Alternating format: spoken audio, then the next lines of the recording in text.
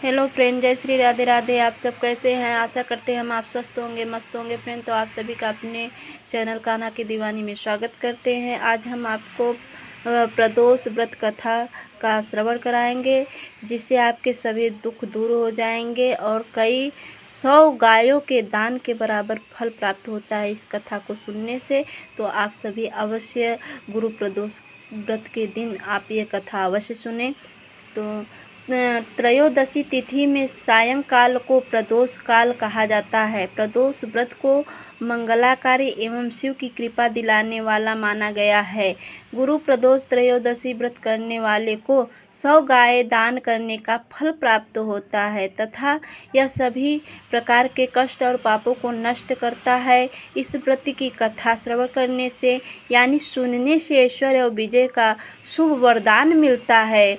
गुरु प्रदोष व्रत शत्रुओं का विनाश करने वाला भी माना गया है। श्री सूत जी के अनुसार यह अति श्रेष्ठ शत्रु विनाशक भक्ति प्रिय व्रत है। तो आप सभी इस व्रत को कीजिए और कथा का श्रवण भी कीजिए। तो अगर आज का हमारा वीडियो ये अच्छा लगे तो आप सभी लाइक कीजिएगा, सब्सक्राइब कीजिएगा, शेयर कीजिएगा। तो इस व्रत कथा के अनुसार एक बार इंद्र और वृत्यासुर की सेना में घनघोर युद्ध हुआ। देवताओं ने दैत्य सेना को पराजित कर नष्ट भ्रष्ट कर डाला। यह देख वृत्यासुर अत्यंत क्रोधित हो स्वयं युद्ध को उद्धत हुआ। आसुरी माया से उसने विकराल रूप धारण कर लिया। सभी देवता भयभीत हो गुरुदेव बृहस्पति की शरण में पहुँचे। बृहस्पति महाराज बोले, पहले मैं तुम्हें वृत्तासुर का वास्तविक परिचय दे दूं। वृत्तासुर बड़ा तपस्वी और कर्मनिष्ठ है। उसने गंधमादन पर्वत पर घोर तपस्या कर शिव जी को प्रसन्न किया। पूर्व समय में वह चित्ररथ नाम का राजा था। एक बार वह अपने विमान से कैलाश पर्वत चला गया। वहाँ शिव जी के वाम अंग में माता पार्वती को विराजमान देखकर उपहास पूर्वक बोला, हे प्रभु, मोह माया में फंसे होने के कारण हम स्त्रियों के वशीभूत रहते हैं, किंतु देवलोक में ऐसा दृष्टिगोचर नहीं हुआ कि स्त्री आलिंगनबद्ध हो सभा में बैठे।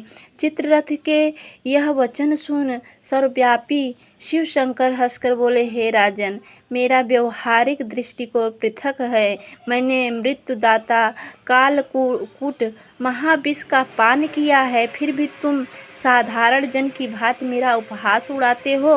माता पार्वती क्रोधित हो चित्ररथ से संबोधित हुई, अरे दुष्ट, तूने सर्वव्यापी महेश्वर के साथ ही मेरा भी उपहास उड़ाया है।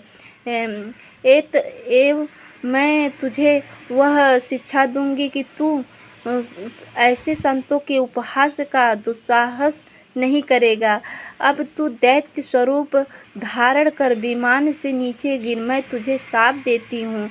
जगदम्बा भवानी के अभिशाप से चित्ररथ राक्षस योनि को प्राप्त हुआ और त्वष्टा नामक ऋषि के श्रेष्ठ तप से उत्पन्न हो वृत्तासुर बना। गुरुदेव बृहस्पति आगे बोले, वृत्तासुर बाल्यकाल से ही शिव भक्त रहा है, अतः हे इंद्र, तुम बृहस्पति प्रदोष व्रत कर शंकर भगवान को प्रसन्न करो।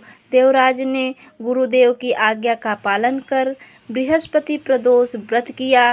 गुरु प्रदोष व्रत के प्रताप से इंद्र ने शीघ्र ही वृत्तासुर पर विजय प्राप्त कर ली और देवलोकों में शांति छा गई। अतः प्रदोष व्रत हर शिव भक्त को अवश्य करना चाहिए और ये कथा का श्रवण भी अवश्य करना चाहिए। तो बोलो शिव पार्वती मैया की जय। अब आप दूसरा कथा का श्रवण कीजिए। एक नगर में एक ब्राह्मणी रहती थी।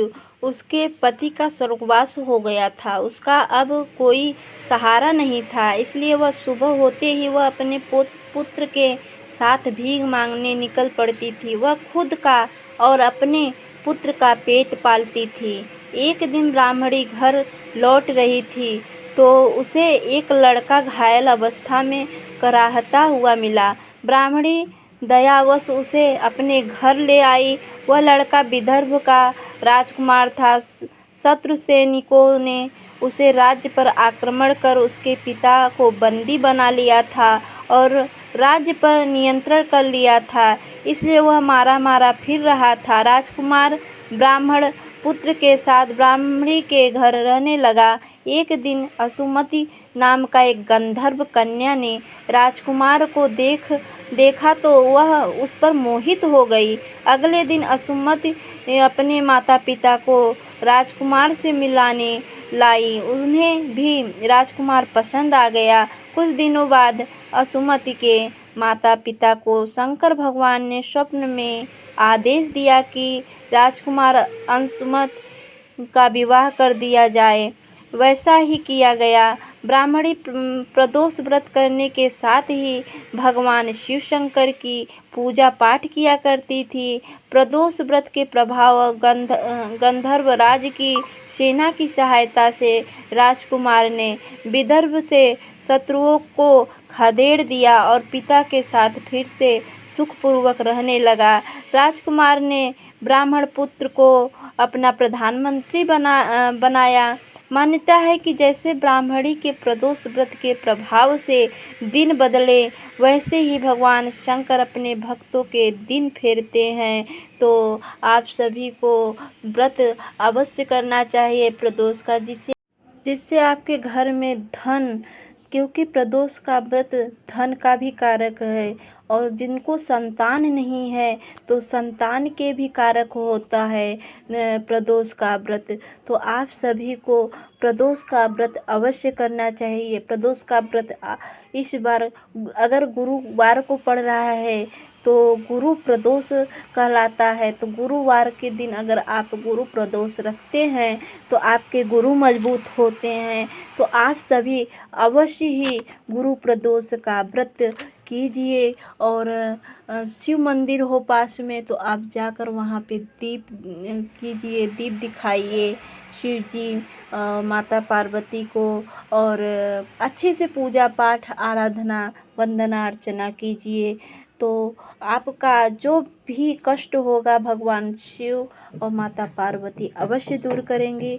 तो आपको अवश्य ही प्रदोष का व्रत करना चाहिए। अगर आप प्रदोष का व्रत नहीं कर रहे हैं फिर भी आप स्नान करके जैसे डेली पूजा पाठ करते हैं वैसे ही पूजा पाठ श्रद्धा भक्ति से कीजिए। शाम को भी वैसे ही पूजा पाठ अवश्य कीजिए और प्रदोष व्रत कथा का श्रवण अवश्य कीजिए, जिससे आपके कई गुना पापों का अंत हो जाता है और 100 गुना गायों के दान के बराबर आपको पुण्य प्राप्त होता है।